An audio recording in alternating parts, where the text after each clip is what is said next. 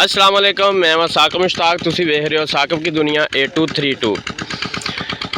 कणक की पहले बिजाई की जाती है, उस तो बाद कणक की कटाई की जाती है। फिर जिमींदार भाई जड़े आ उहदी तूड़ी लैदा ते विचों जड़े गंदम के बीज आ जानी कि कणक वो लैदा की जाती है।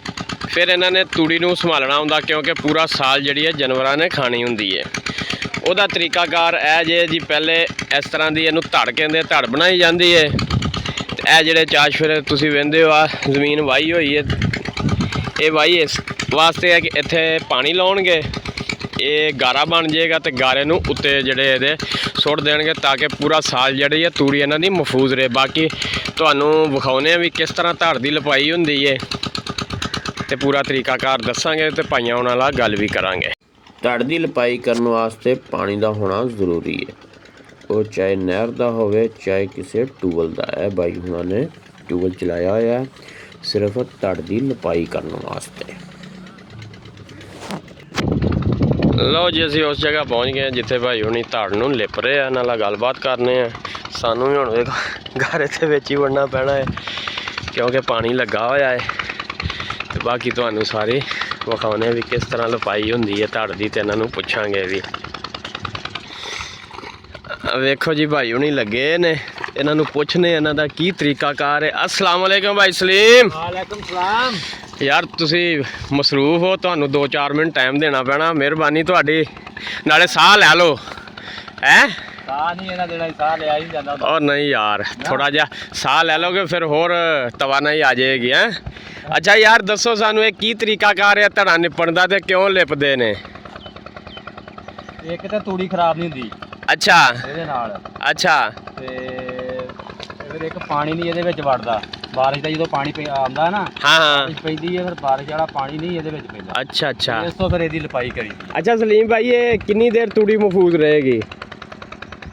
ਜੇ ਕੋਈ ਕੁੱਤਾ ਗਿੱਦੜ ਇਹਦੇ ਉੱਤੇ ਨਾ ਚੜਿਆ ਹਾਂ ਹਾਂ ਤੇ ਫਿਰ ਤੇ ਸਾਲ ਕੱਢ ਜਾਏਗੀ। ਅੱਛਾ ਜੇ ਕੁੱਤਾ ਗਿੱਦੜ ਚੜਿਆ ਤੇ ਫਿਰ ਬਾਰਿਸ਼ ਪਏਗੀ, ਪਾਣੀ ਵਿੱਚ ਜਾਏਗਾ, ਫਿਰ ਖਰਾਬ ਹੋਏਗੀ।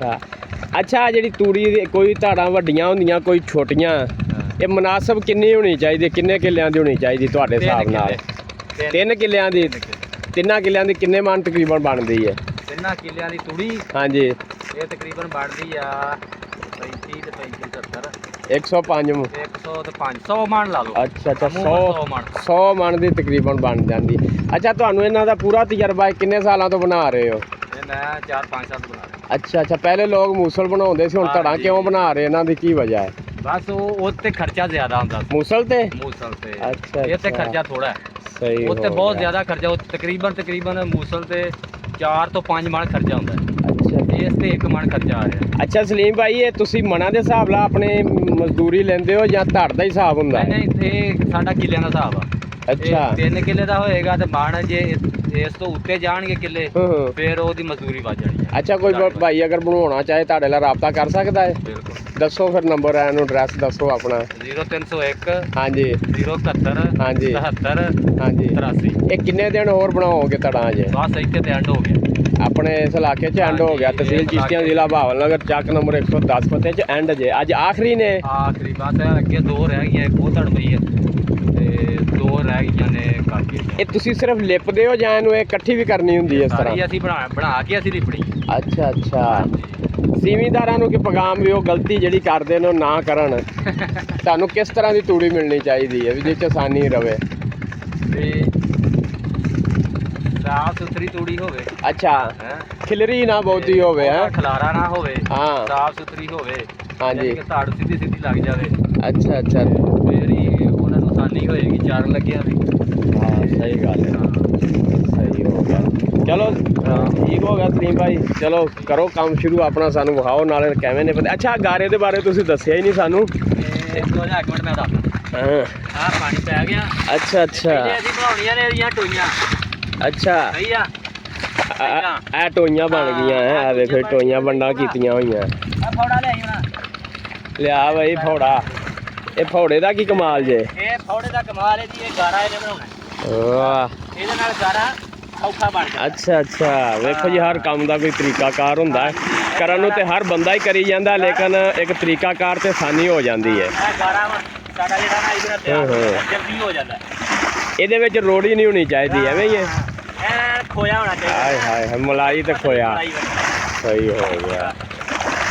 ਅੱਛਾ ਇਹ ਮੁਸ਼ਕਲ ਕੰਮ ਹੈ ਮੈਨੂੰ ਲੱਗਦਾ ਬੜਾ ਮੁਸ਼ਕਲ ਹੈ ਬੜਾ ਮੁਸ਼ਕਿਲ ਸਹੀ ਹੋ ਗਿਆ ਇਹ ਥੋੜੀ ਹੈ ਹਾਂ। ਕੰਮ ਬੜਾ ਮੁਸ਼ਕਿਲ। ਅੱਜ ਕਿੰਨੀਆਂ ਲਿਪ ਲੀਆਂ 2 ਬੰਦੇ ਹੀ ਕਰਦੇ ਹੋ ਕਿੰਨੀਆਂ ਕਰ ਲੀਆਂ ਜੀ ਅੱਜ ਦੂਸਰੀ ਰਾਤ ਤੱਕ ਕਿੰਨੀਆਂ ਕਰ ਲੋਗੇ ਲੱਗੇ ਅਸੀਂ। ਅੱਛਾ ਇਹ ਦੂਸਰੀ ਧੜ ਇਹ ਕਿੰਨੇ ਕਿੱਲਿਆਂ ਦੀ ਹੈ ਧੜ ਇਹ 4 ਸਹੀ ਹੋ ਗਿਆ ਠੀਕ ਹੋ ਗਿਆ ਜੀ ਚਲੋ ਉਹ ਥਾਲ ਦਾ ਕੀ ਕੰਮ ਹੈ ਉਹ ਵੀ ਦੱਸੋ ਹੁਣ ਇਹ ਹੁਣ ਸਾੜੀ ਦਾ ਹੀ ਆਹ ਤਾਂ ਪਈ ਸਾੜੀ ਦਾ ਇਹ ਕੰਮ ਹੈ ਹਾਂ ਸਾਰਾ ਚੱਲਣਾ ਉੱਤੇ ਹਾਂਜੀ ਸਹੀ ਹੋ ਗਿਆ ਅੱਛਾ ਸਲੀਮ ਭਾਈ ਇਹ ਇੱਕ ਦਫਾ ਹੀ ਕਰਦੇ ਹੋ ਕਿ ਉੱਤੇ ਡਬਲ ਵੀ ਲਾਉਣੇ ਆ ਇਹਦੇ ਗਾਰਾ ਇਹ ਪਹਿਲਾ ਕੋਟ ਆ ਅੱਛਾ ਪਹਿਲਾ ਕੋਟ ਹੈ ਇਸ ਤੋਂ ਬਾਅਦ ਇੱਕ ਕੋਟ ਹੋਰ ਲਾਵਾਂਗੇ ਇਹਦੇ ਉੱਤੇ ਅੱਛਾ 2 ਕੋਟ ਲੱਗਦੇ ਆ ਕੋਟ ਲੱਗਣੇ ਨੇ ਫਿਰ ਇਹਦੀ ਮੁਕੰਮਲ ਹੋਣੀ ਹੈ ਹਾਂ ਸਹੀ ਹੋ ਗਿਆ ਇਸ ਤੋਂ ਬਾਅਦ ਇਹਤਿਆਤ ਕੀ ਹੈ ਜੀ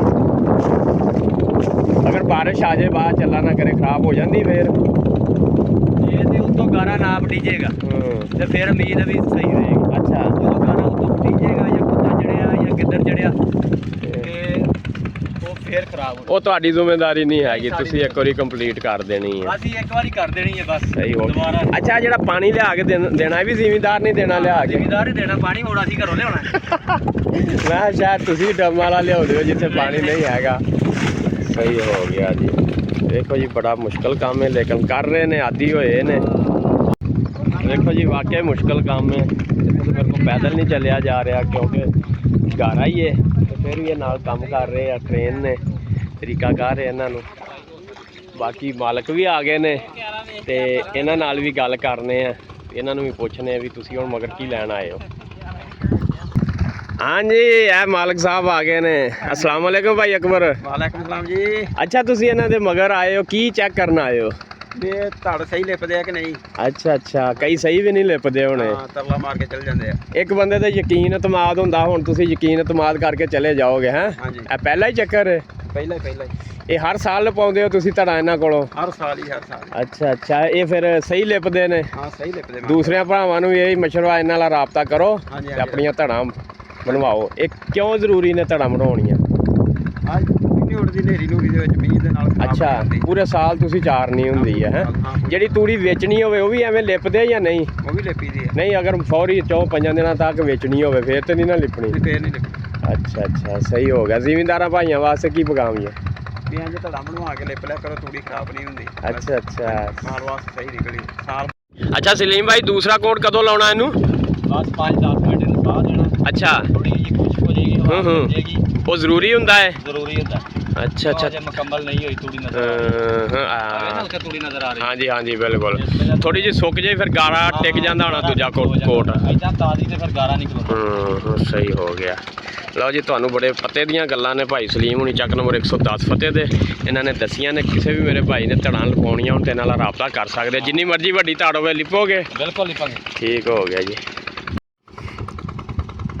ਅੱਜ ਤੁਹਾਨੂੰ ਧੜ ਲਿਪਣ ਦਾ ਤਰੀਕਾਕਾਰ ਦੱਸਿਆ ਕਿ ਕਿਸ ਤਰ੍ਹਾਂ ਬਣਾਈ ਜਾਂਦੀ ਹੈ ਕਿਉਂ ਬਣਾਉਣਾ ਜ਼ਰੂਰੀ ਹੁੰਦੀ ਹੈ ਚਲੋ ਜੀ ਅਸੀਂ ਵੀ ਹੁਣ ਟੂਲ ਤੇ ਜਾਂਦੇ ਹਾਂ ਕਿਉਂਕਿ ਵੀਡੀਓ ਬਣਾਉਂਦੇ ਹਾਂ ਉੱਥੇ ਗਾਰਾ ਹੀ ਗਾਰਾ ਸੀਗਾ ਤੇ ਸਾਡਾ ਵੀ ਬੁਰਾ ਹਾਲ ਹੋ ਗਿਆ ਕੱਪੜੇ ਖ਼ਰਾਬ ਹੋ ਗਏ ਪੈਰ ਖ਼ਰਾਬ ਹੋ ਗਏ ਹੁਣ ਟਿਊਬਲ ਚੱਲ ਰਿਹਾ ਹੈ ਉੱਥੇ ਜੁੱਤੀ ਵੀ ਧੋਨੇ ਆ ਤੇ ਨਾਲੇ ਪੈਰ ਤੇ ਕੱਪੜੇ ਵੀ ਧੋਨੇ ਆ ਕੰਮ ਕੋਈ ਵੀ ਹੋਵੇ ਕਰਨਾ ਸੌਖਾ ਨਹੀਂ ਜੇ ਕਿਉਂਕਿ ਮੈਨੂੰ ਵੀ ਵੀਡੀਓ ਬਣਾਉਣ ਵਾਸਤੇ ਗਾਰੇ ਦੇ ਵਿੱਚ ਹੀ ਵੜਨਾ ਪੈ ਗਿਆ ਤੇ ਮਿਹਰਬਾਨੀ ਕਰਿਆ ਕਰੋ ਤੁਸੀਂ ਵੀ ਥੋੜੀ ਜਿਹੀ ਗੂਠੇ ਨੂੰ ਤਕਲੀਫ ਦੇ ਦਿਆ ਕਰੋ ਚੈਨਲ ਸਬਸਕ੍ਰਾਈਬ ਕਰ ਦਿਆ ਕਰੋ ਤੁਹਾਡੀ ਮਿਹਰਬਾਨੀ ਤੇ ਹੱਸਦੇ ਰਹੋ ਵਸਦੇ ਰਹੋ ਮਿਲਦੇ ਹਾਂ ਅਗਲੀ ਵੀਡੀਓ ਦੇ ਵਿੱਚ ਅੱਲਾ ਹਾਫਿਜ਼